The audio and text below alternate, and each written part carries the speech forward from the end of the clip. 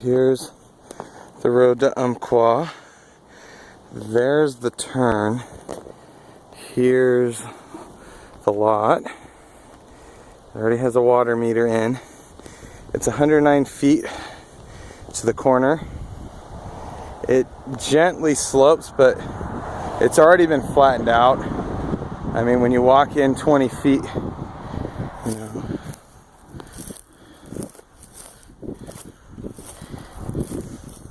so this is about where the driveway would end, and then the house would go back another 48 feet. So that'd be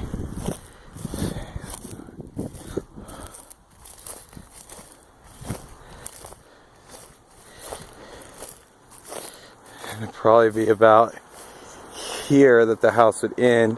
We have a little backyard. It kind of goes to a point in the back, sort of like a secret garden kind of situation. And then it's gonna go over, so it would just fit. And you probably have about 15 feet on either side of the house. I might snug the house closer to the neighbor's property line. And they already planted quite a few trees here. You know, probably want to plant some more. So there it is, and there's Jason's truck.